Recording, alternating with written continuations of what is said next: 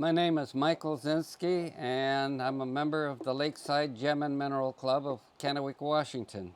What we're doing is we're going over a new way to get into the hobby, and that is, instead of paying outrageous prices for your machinery out there, you can actually 3D print your own.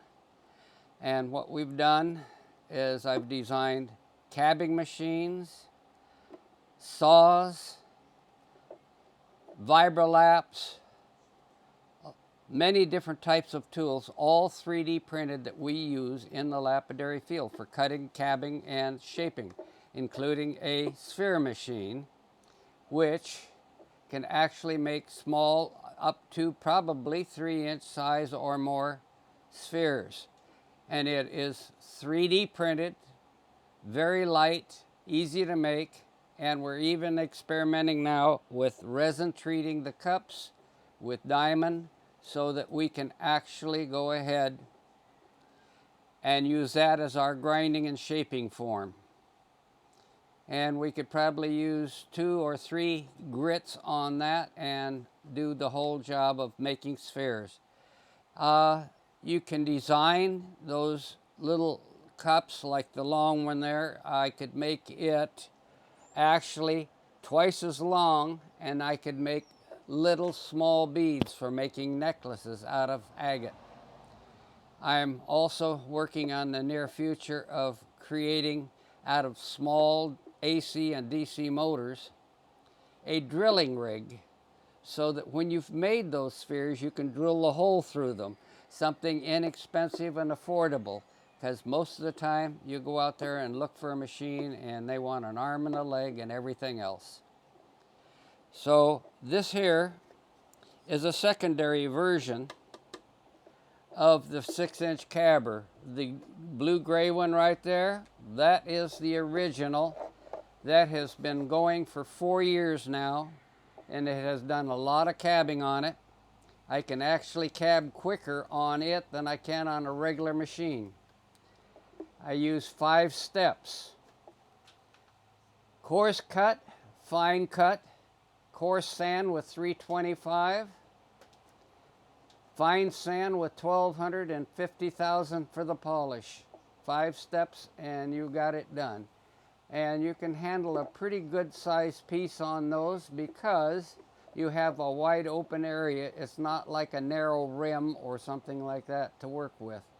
And this master lap right here on this one is 3D printed.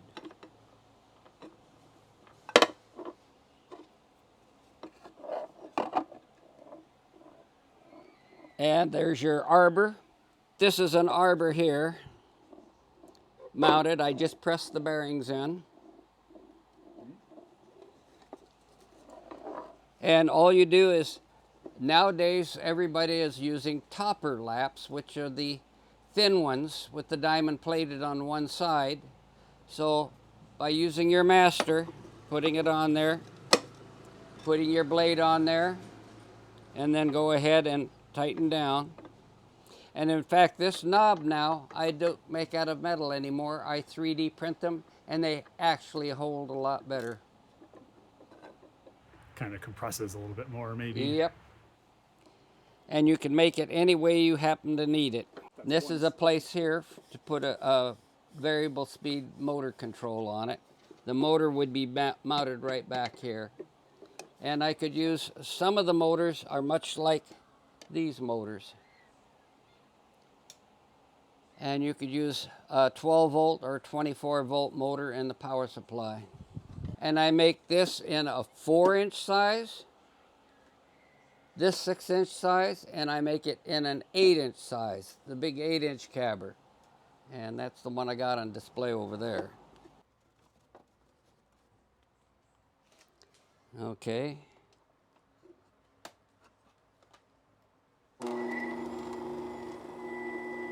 This is an 8-inch cabber. You have your water basin here. A little submersible pump is down in behind. You have variable speed.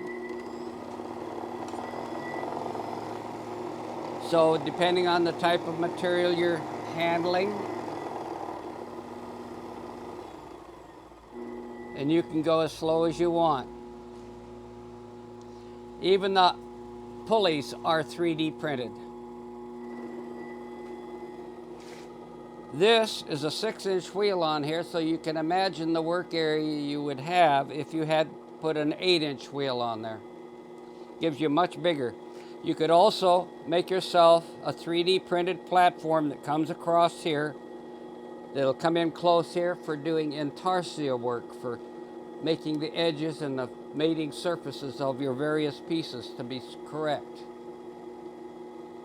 And this is more than just a proof of concept. This has been used. You can see the dirt in here was used at the Lapidary show this last year here at our show, and in 2 days, with all the talking she had to do too, Barbie went ahead and she did about a dozen cabs on it, cut and polished. So there you go. And like I said, this isn't metal. It's not going to rust. Only thing with 3D printed objects is you do not want them in a very confined, hot area. If you don't want to store it in the back end of your car, because I had one that warped.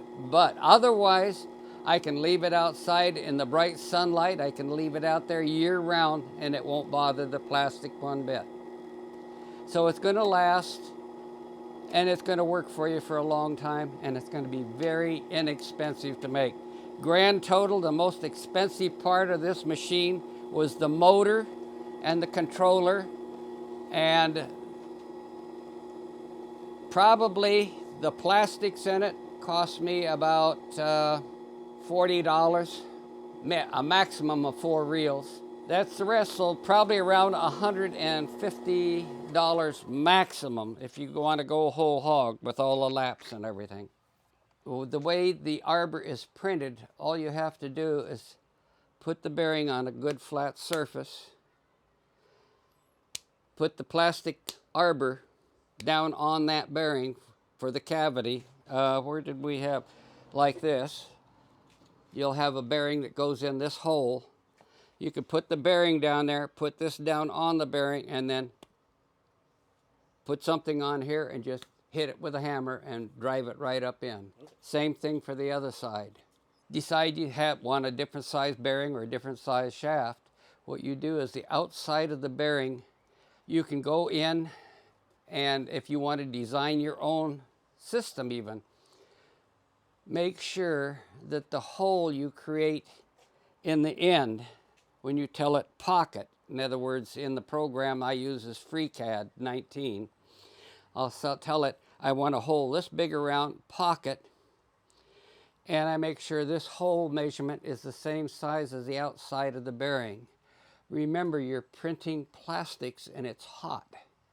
So when it cools down, it's going to shrink a little bit. And if you got it just right, when you press that bearing in, it'll expand it just enough to hold it good and tight inside there. Sometimes I even enlarge the hole just by a thousandth or so, just so it fits good and snug in there. I've had a couple of them actually split or crack where the bearing goes in. Put a little crazy glue on that crack. We're working with them. We're cabbing on them and everything else. That over there is the little 4-inch version. And this one here uses a 24-volt motor. And all I do is put a 24-volt variable power brick like they have for laptops, only they're adjustable, and bingo, I have a completely variable speed machine. And this one here I designed for 4-inch laps, but it also will hold the 5-inch laps, which is on there. So that gives you a little extra work area. And this one does not have the water pump. Yes, it does. The water pump is sitting inside. Yeah, it's not a super fancy $100 pump. It's just a little just a little air pump. Little China made. And you could take and set this on a rubber mat or something on your table. It'll be fairly quiet. Plenty of cutting. I use normally a coarse wheel of maybe 100 and then a fine wheel of 600. Then I go on to my 3 pads. And this one to make, if I didn't have the motor in there, I could tell you that's probably about 1 reel, maybe a little over, 1.5 reels. So $15 to make the whole little cabber. So this is something you can do with your 3D printing. The tumble liners, they want like on some of them $80 or more for the liner. And if you sit down, learn to use FreeCAD design program, you can turn around, take the measurements of the inside of your tumbler, design and 3D print a TPU rubber liner to fit in there. The cost of this at $20 a reel, that'd be $8. A little over $8 to make a complete new liner for it. You can make it as big around as you want. You could make it a big tumbler. You could make it longer in the slicing program when you do the slicing of it so that you can print it. I use Cura 15 for that. You can make this any size you want, from a little bitty tiny thing up to at least close to 16 inches. That's pretty big tumbler. This is your end caps. I had a problem with some machines and I had to change the bearings like in here, and they needed a rubber pad to support the original old Arbors, and that 3D printed them. So some of your machines that you already have, you can 3D print components for them. Now in the Raytech, I ended up, this is their standard pan here, and it's kind of floppy like, and I don't like it. So what I've done is I've taken the same version and I've 3D printed it this way to fit down on there. And then I can 3D print the open gaps or a full ring as this appears the same way for my cabbing or mainly for my faceting. And it's all one piece. If that were to break off, you could just take and grind this off and 3D print the whole button there and glue it back on. It's very versatile that way. I use cyanoacrylate to glue the 3D printed stuff because it's better bonded. I find that epoxies don't stick too well to the PLA, TPU, and all of that type of printing materials. The drip bucket is much different than what they had. 2 of them here like that. Here's another thing too. The manufacturer of the Raytech does not have a system of a splash shield. And when you're at a show demonstrating how the machine works and showing people how to cut, you don't need to have the splatter go out and hit them or to come back and hit you, because that's an unsightly thing. So what I've done is I've 3D printed a little offset corner tab, and I've done it in such a way because this one here has an overhang, this one here does not.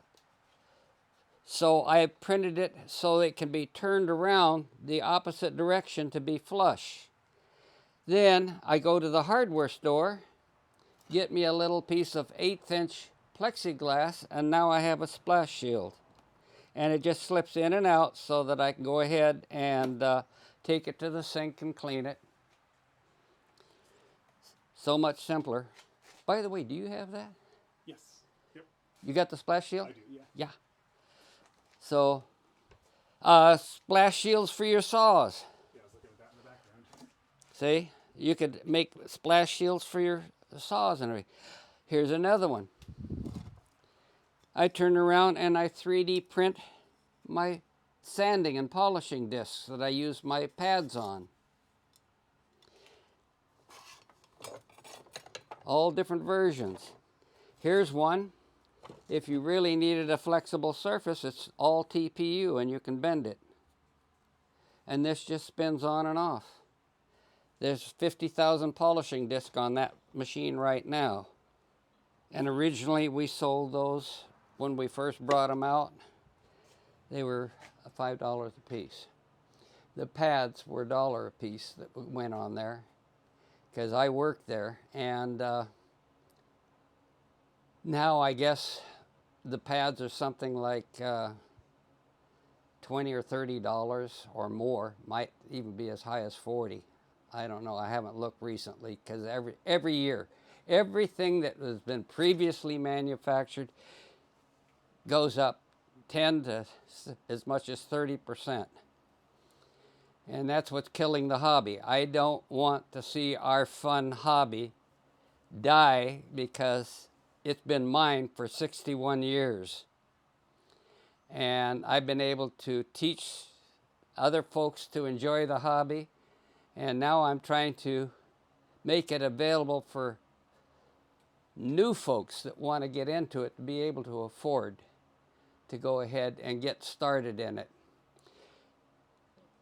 Who knows where the 3D printing system will go? It's up to the individual to tackle it and run with it. But I've started the idea to keep the hobby going, and I'm hoping everybody else out there will pick up on it and run with it too, and especially the clubs out there nationwide, because they're the ones that are losing their new members. And they'll come in and see, yes, I want the hobby. They'll go out, look for the machine, see the price tag and say, this hobby's too expensive for me. Now with 3D printing, it won't be. And also, if you don't want to design your own, you contact us at Lakeside, our members here, and you can have the files to print those for free. They're yours. It gets you into the hobby and lets you enjoy the life we've been doing. What you see right there is the middle size of the Anycubic. That's a 300 by 300 printer. But if you plan on making all the different size machines, your best bet is to go to the big machine. And that would be the Anycubic Cobra 2 Max or Cobra 3 Max. Or, and what I'm beginning to find even works better for me, and that is the Allegro Neptune 4 Max. It is 420 by 420 by 480, and the Cobra 2 Max is 420 by 420 by 500.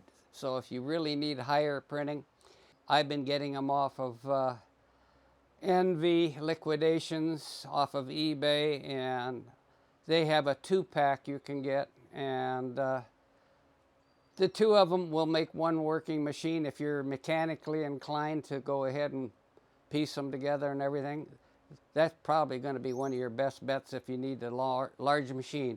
And with that, you can make clear up to a 14, almost a 15-inch flat Vibralap, like the little 8-inch that you just saw. That's a 10-inch Vibralap, and you can see it's been used. Very simple and easy to make. That one does require a bit of filament. The bottom is done at 15%. The upper parts are all done at 100%. Total cost on that's probably around $45 to $50. A lot of this stuff can be made so much cheaper. Here's a 6-inch saw base with a liner. All I have to do is print the table. As you can see here, this is it here. Like the others, this just lifts off. You can use water, because now you just use a turkey baster to take out the water so it doesn't touch the blade, because that can rust. You can easily take the arbor out so that when the blade is worn out, it's easy to get a hold of and get at and replace the blade instead of trying to get a tool down inside the housing to get at it. A 6-inch blade for $3.75 is a pretty good deal too. Yes, that's off of eBay, and that is a notched blade. And make sure the notches are aimed away from you as you spin it. Some people say, well, those little notched blades, you know, they don't last. Well, you don't push into them as hard as you do a regular sintered blade. So if you take it nice and make sure you got the water in there and you just feed through easily, generally, in the last 5 years, I've only gone through 3 blades. So, and I've had a lot of members come in here and saw up their pieces of stuff to be faceted or cabbed on that little one. On the big saw that I got over there, I used a sintered blade. On that one, that's a 6-inch, and that's what I suggest is best for the little 3D printed 6-inchers. Goes right through. You can just push right into it, and away you go. Again, it's your motor. If you want to use a heavier, beefier motor, do it. If you're not bothered by the extra weight, go ahead and get the bigger motor and connect it up to there. You aren't going to lose anything, and you're going to have that saw just ripping through all the material. I've got saws here of all different types, and I even have one that was made in California. It did not have a work plate nor a top shroud, and one of our members of the club happened to have gotten one. I don't think these were ever made anymore. Probably haven't been made in 30 or 40 years. And she brought it over, and she needed something so that she could put her piece down and cut. And she needed something because it was splashing all over the place. She had a little sponge. And so Vicki brought it over. I took all the measurements and everything, and I completely 3D printed it. And if you have sewing machine motors, depending on which direction it turns, if this one turns clockwise, which it does, I have to print it this way. If it turns counterclockwise, then I just print that in reverse. So you can do that with even all the saws. If you have a motor, I have designed it to be printed as a counterclockwise motor. So you reverse the print so that the holes and the shield is on this side to the left side, and that runs your clockwise motors. So you can change depending on what you got. You can modify it. Here's an old faceting machine. It's the original Lee.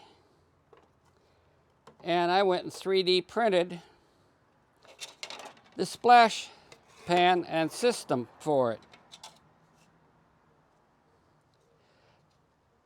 This was made as a 6-inch machine.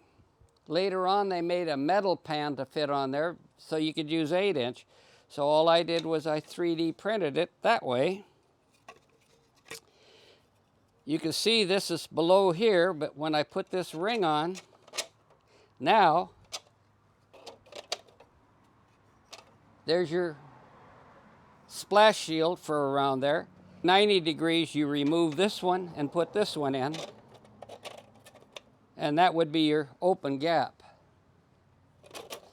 Not only that,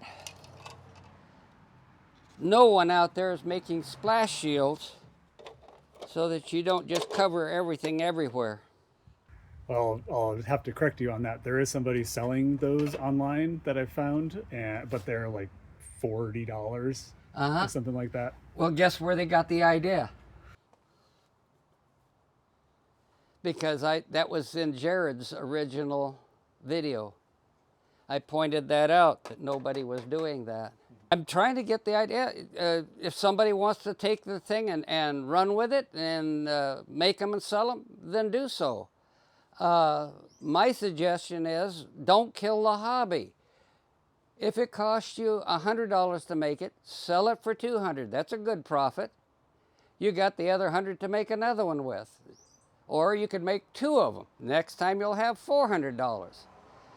But I found through calculations, when you make it for 100 and you sell it for 800, you don't sell as many machines. People just can't afford that kind of a price. So that way you get ahead. Here's a 10-inch saw. 10-inch saws, they're in the range of like about $1,000 and up. And the thing is printing that damn thing is about 4 reels of filament. So $40 to make the whole saw. Press the bearings in. You'll notice on this one I used on all the other smaller cabbers and everything, I used a 3/8 inch shaft. On this one I used a 1/2 inch shaft. Little more sturdy. And that one comes apart just the same as the other saws. And you printed this in 2 halves for the Yep. plate? Designed it in overall size, then I went back to the design program, cut it in half so I had 2 halves, printed it, and I could glue it right together, and bingo. Because that's like 18 inches or so across. It is 18 inches. 18 by 12. And that gives you plenty of working area. It's about the same as this Highland Park. It's about the same size.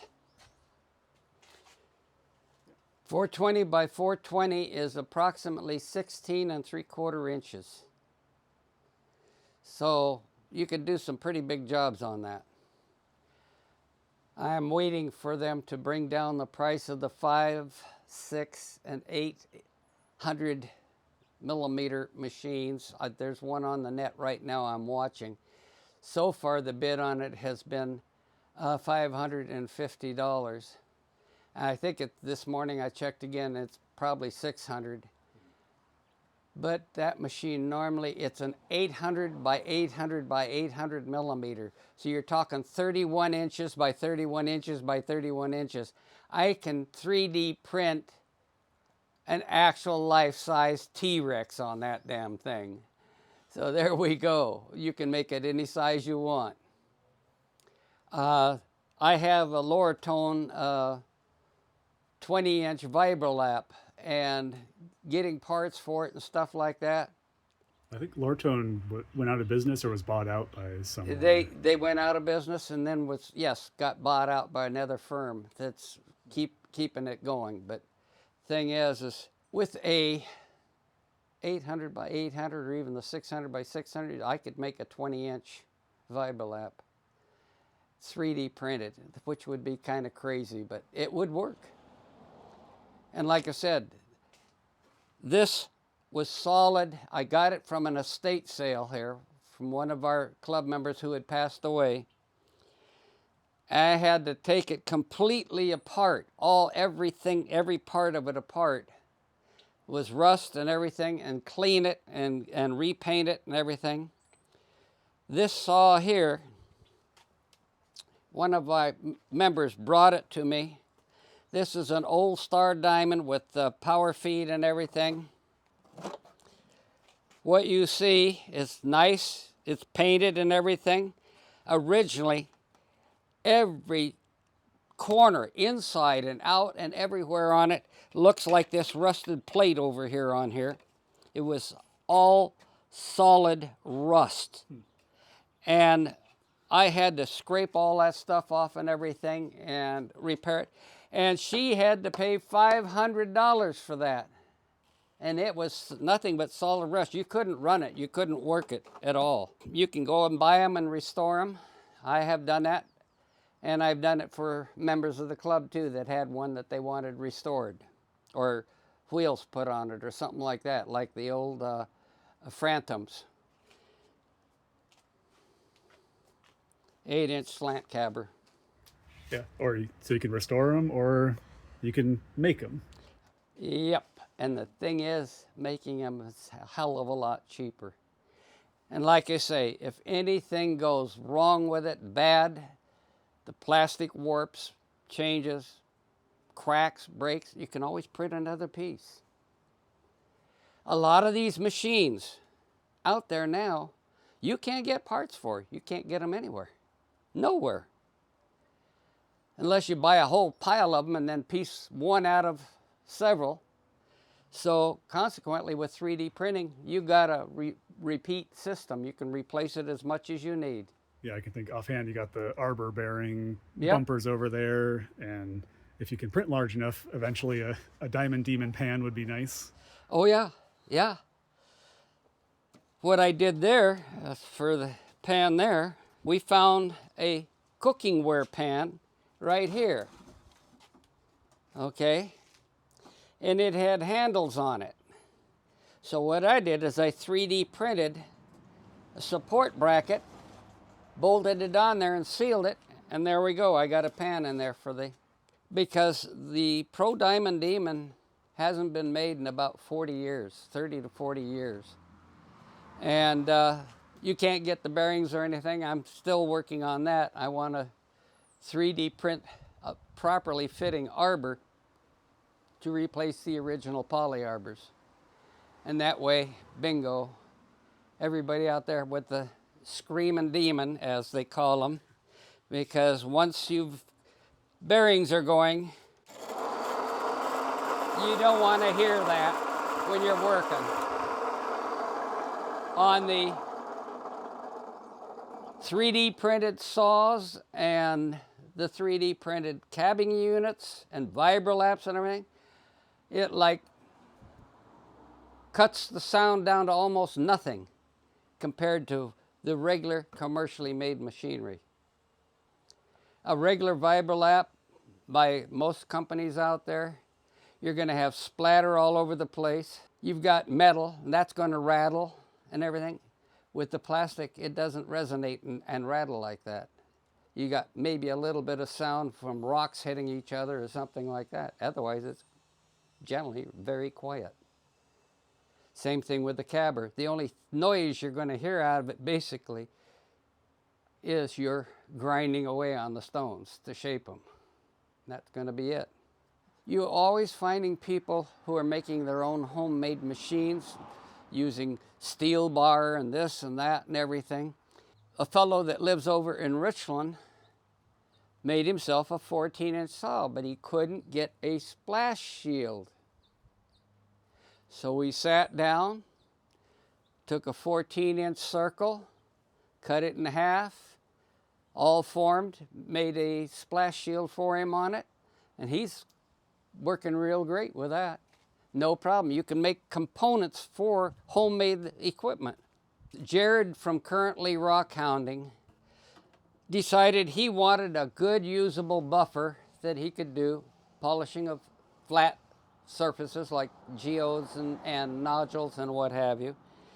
So he made one with using a steel disc with a steel hub on the back and steel ball bearing housings and all of that. Everything was metal, which makes it very, very heavy. I turned around, sat down, and I made it this way, 3D printed all the way around. The bearings and everything here, all 3D printed. This way actually comes out cheaper because you know what that damn steel disc cost when you bought that. And this here is probably $15 at the max, if even that, to print this shield. So the whole thing is probably $30 to print the whole thing. Yeah, I think we priced it out at Yeah. like $50 total with the bearings Yeah. in there too. Some screws. Yeah. And then I got the motor and the pulley. Yeah. And that's working on that pulley. So there you go. Or yeah, sorry, I got the pulley belt. You printed the pulley itself. And you can actually, if you don't want to buy a belt like that, you can also buy the green belt that they have listed in, it's like sewing machine motor belts and stuff like that. It's a green material, it comes from China, and they make it from like 2 millimeter all the way up to something like 20 millimeter, and you could get the size that would fit all the pulleys, and it has a slight elasticity to it, so if you made it a little bit shorter, you just stretch it on there and away you go. This here would work on that machine there. This will work on the saws and material like that, depending on how big you want to make the groove. And since I 3D print the pulleys, you can make the groove as wide as you need to fit. I have some of it that goes down to real tiny. I guess I'm out of it now. But I've got some that's really thin. That's what's on that machine there. And you just And bond it together. Yep. How do you bond it together? Yep, all you have to do is cut it just a hair bit undersized for the size of the pulley gap. Take it to an alcohol flame, heat both ends up until they're flaming. Hold them together and hold them as close in line as you possibly can, and then when they cool down, they're bonded. And this cabbing machine here has been used quite a bit. You can hear it. It's not that noisy. This is a TPU rubber disc on here with the, and I'll show you the back of it. By the way, this one is adjustable speed.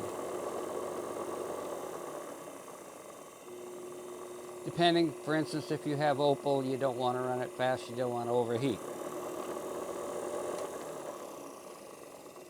I leave this one open in the back because I just reach back there, grab a hold of this, and then I can spin it off.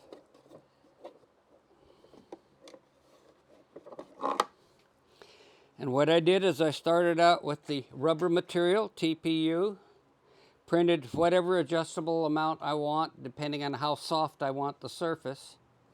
Then I turn around and finish the rest with the regular PLA hard filament. Tap the hole, and when I designed it with a pocket hole in it.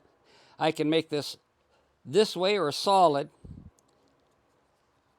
and you could glue on a sponge rubber if you wanted to on the solid ones. I think there's one sitting here. See, there's a solid one. You could glue on a sponge rubber if you wanted a soft surface, and then put your pads and stuff on there. Simple and easy to make, easy to 3D print. Yeah, I was going to ask for these ones since I want to make them myself for tapping the hole. So you just print the hole diameter smaller than the screw and Yes. tap it and screw it in. And Yeah, I printed it radius of 0.1, which gives you a hole of 0.2, and then you're going to tap it out to 0.25, which is a 1/4 inch. And then you can just thread your 1/4 inch bolt into there.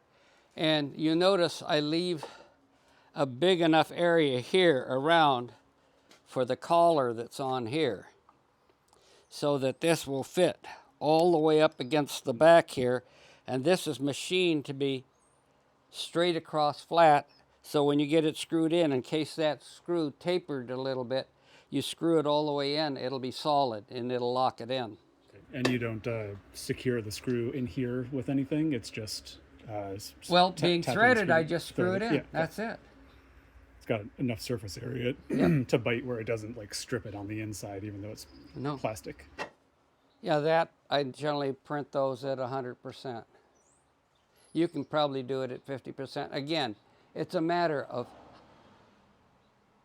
people going ahead and trying different density fills on their printing as to how well they'll last, how they'll work. I've done it the hard way with heavy fill, and I found that in certain cases I can reduce it. By the way, the weight on that, this would be your standard one where you would use the epoxy and stuff on it. Remember, this has got a screw in it. Cost me $2.13 to make it. And that's with 100% infill. That's 100%. Here's one like we had over there. This has got the TPU. 210. You do faceting, you do cabbing, you do cutting. You need some place to put your laps. There's your lap rack right there. You can print that. And you notice I left the notch in there so that it actually fits right down in there. Yeah, it's for 8-inch, I assume. Laps. Yeah, this is a 6-inch here. 6-inch, okay. Yeah. Sometimes I go overboard and make them a little bit, then I know I'm safe. Also, here's another one. A lot of times people, we're all buying the little thin laps. Well, you need a container for that, and there's a little thin lap. This is made, you could have your materials up in here. There's your laps in here, all your different laps, and your Dop Sticks and other tools down in here. Here's another simpler, a W-type lap rack that you could make. And that one I print as a W, even though it looks like an M. And you can see the print fringes here from it building and going up until it all met in the center. And that was made out of scrap, so you can see I got 3 different colors in it. So you can always find something to use all your end pieces and scraps on. You can actually, I think, get the Elego pre-owned. So that's supposed to be rehabbed and everything. You can get the pre-owned one. I've seen them as low as $250, sometimes even cheaper. It just depends on what they start the bid at. So, Yeah, even if you buy a used or yeah. even some new machines are pretty cheap. Yeah, as far as the used machines and some of the other ones, you can actually pick them up. But here's, like I said, if it cost you $300 for a working machine, you bought it, you paid that much for it, even $400. Remember that saw over there, an 8-inch regular industry saw, is going to be $800 and up. You want that 8-inch saw, you can go, and for $400, definitely, you can buy the large 3D printer. With that and $100 for the filament, 10 reels, now you've got your 10-inch saw, you've got your 8-inch cabber, and you've got an 8-inch Vibralap out of that $400. You've got equipment valued probably equivalently around $3,000 at the regular market price out there, what they're charging. Because you can't get a Genie, for instance, they want like $1,600 for it, $1,200, $1,600. That 8-inch cabber, or even the little 6-inch cabber, is going to outperform that so much quicker. I keep hearing complaints from the people with the resin bonded wheels that they keep wearing out and they have to keep replacing them and buying another one and buying another one. Jared did something that I was surprised. He took a blank belt, put it on a drum, and he made a mixture of a 2-part slow cure resin and diamond powder, mixed it and coated that belt with it. He did, I guess, 2 layers, and it actually performed. And that's what I'm going to try too. On the cup for the sphere maker, if that works, gung-ho on there, and maybe we can do the same thing with our flexo discs and our pads.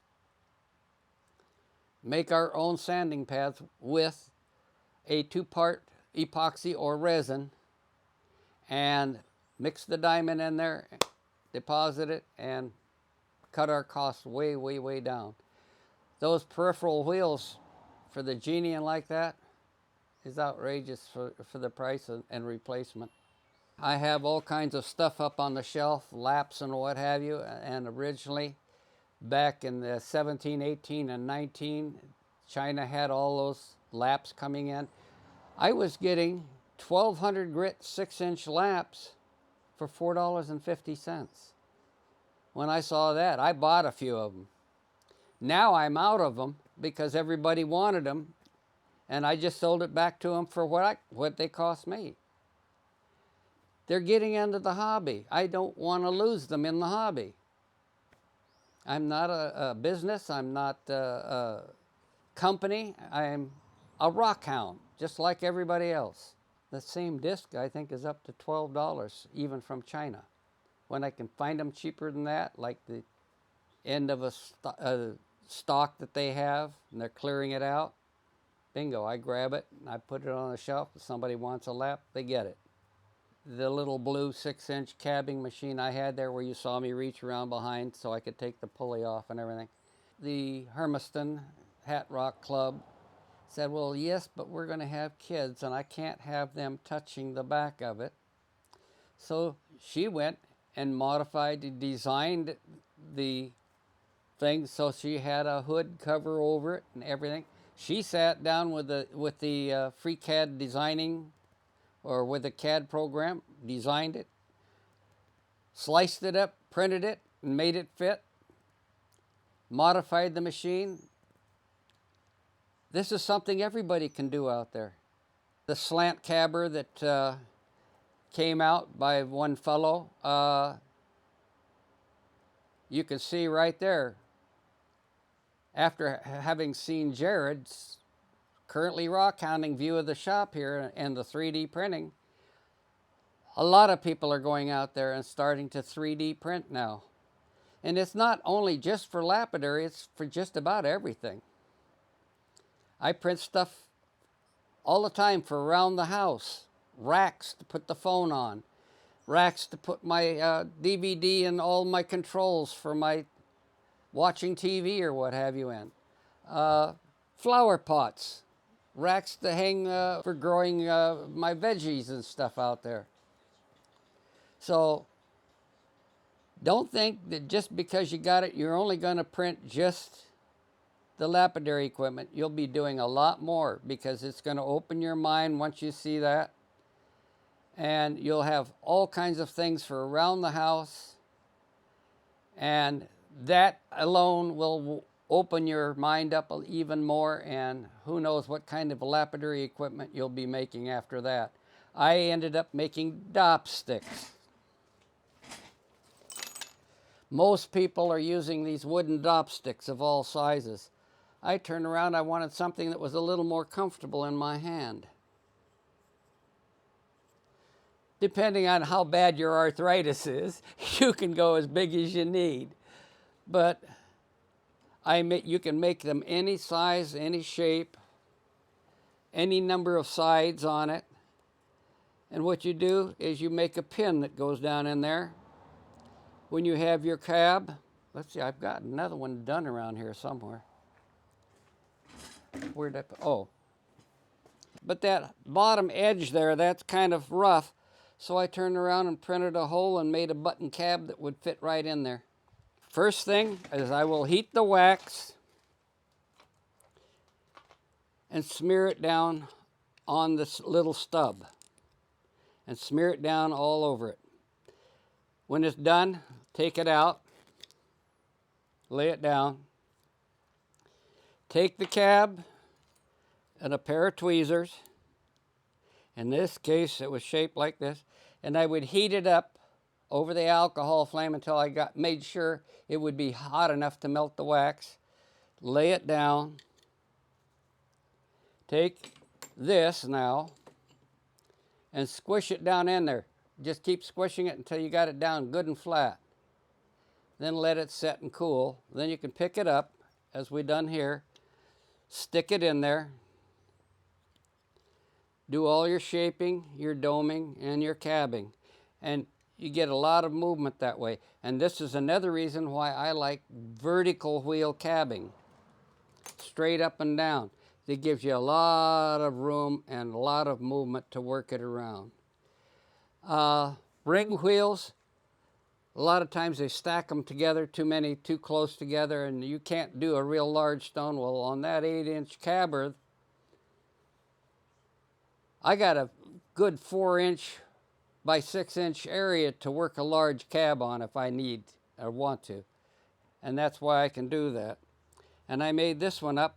She wanted one. I had a smaller one that's very, very small, and the big one. And she says, well, I want one in between. So I made her a couple like this. and she's just having a ball with it. Yeah, I think it's important to note that it's secure on there. It's not going to fall Yeah, out. yeah. And if it's not as tight as you want it, all you could do is maybe take a little piece of paper or a tiny drop of cyanoacrylate glue, especially the thin one. Let it drip down in there. Makes it the hole a little bit smaller so that you get a better bind, because this one binds when you get down in there. This will allow you, you don't want it to slip in there. Although when I did this one on there, it was slipping, and it was ideal because it allowed me to hold like this and turn it to get the shape and get it smooth. Many things in lapidary, like the little cabinet for tools and what have you. I've got 2 or 3 of those all printed up. Modifying your existing machines, maybe making them better. Splash shields you might not have, or make a better one or an additive to the one you got. That saw there you can see splattered clear up on the second shelf until I took this splash shield, heated it up and bent it over. Now it doesn't spray up there, and it doesn't spray on the wall either. Things that you can do with your 3D printing. That's another thing too. If you need to modify it, you can warm it and change the shapes. And you don't have it here anymore because I think you made it for someone, but you had was it for a genie you made the Yes. hood as well before? Yes. Originally, the genie, I had members of the club that live in Richland, West Richland. They had 2 genies. One of them did not have the splash pan and covers for the wheels. I had one sitting here that was given to me, and it didn't have them either.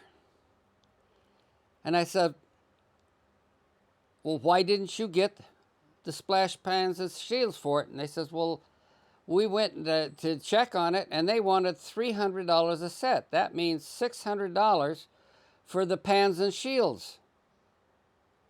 I says, no thanks. Can you bring me a set from one side of your machine, the one you have already got? Yep, they brought it over, and I took some measurements and everything, made it little changes in it, and 3D printed it. And I said, oh, gee, now I got to design the other side. And wait a minute, I don't want to be that stupid.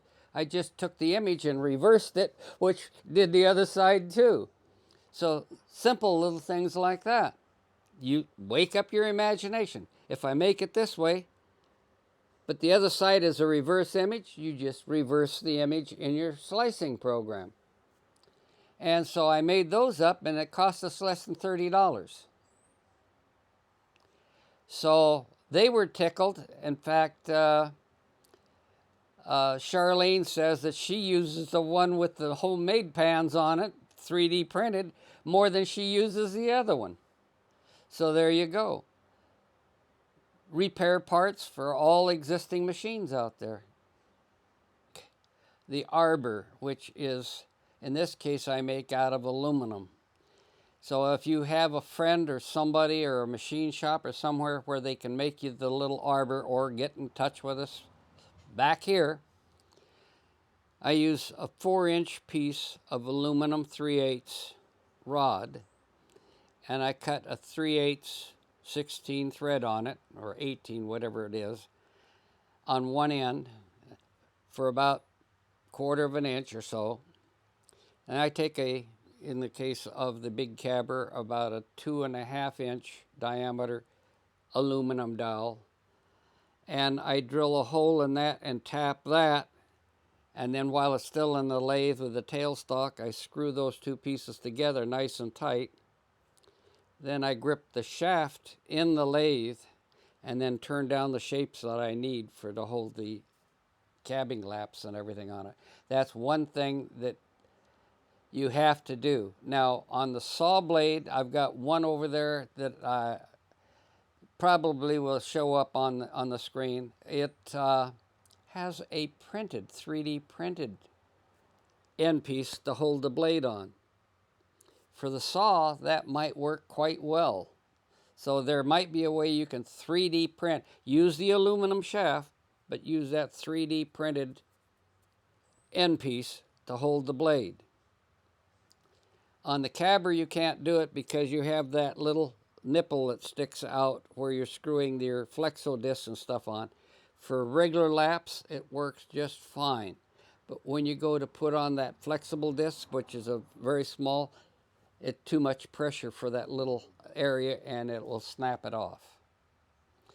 The other way would be to make that shaft length even longer so that when it 3/8 comes out the other end, you can go ahead and 3D print the rest, but then you could tap into that aluminum with your 1/4 inch and fit it on there. There's many different ways. You have to use your imagination, get out there and experiment. As far as motors and stuff like that, it's whatever you can find that will actually do the job. On eBay, you can run into all kinds of motors, and I've bought all kinds of motors, and there's two of us, a fellow over in Richland and myself, we're still hunting and looking for motors. We did find one that does work really powerful, good, and that is the one that they use on the bicycles, the motor bicycles, and the motor scooters and motor boards. And it's a 250 watt, 24 volt DC motor with a gear on the end, and I just take the gear off for like chains and stuff, drive chains, and I take that off. It works. It's got more than enough torque and power. It's finding a power source that's strong enough and stable enough to give it the current it needs. If you can find that control or find somebody that can make you a control for that, bingo. Unfortunately, they don't have Radio Shack anymore. That would have solved the whole problem because you could get whatever you needed, transformers and everything, and just put it together and you'd have it made. AC motors, on most of the saws, like your 10-inch, you want at least a 1/4 horse, no less. And we did find a 1/3 horsepower on the net. They sell for around $55 or $59, depending. On your smaller saws, you can use AC or DC, but you've just got to have enough torque so that when you push into the blade, it will not slow down or stop. Also, if you're pushing too hard, you'd better slow down, because if you overdo it, you can hurt the blade. If you can find a strong enough motor, hey, let us all know. If you find one, we all need to know. But for the little 4-inch saw there, a 24 volt DC with a 24 volt power supply should power that just fine. Some of them I have 12 volt, some of them I have 24 volt. Now this is the little vacuum cleaner motor, and that's 110 volt AC. And in fact, this one here, you can see, is all put together there. And in fact, let's take this over and plug it in.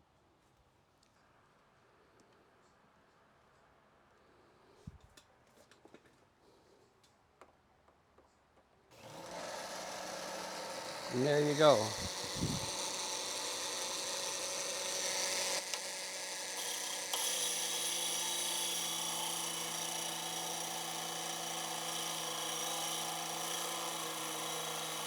And that's without water, which is not a good way to use the blade.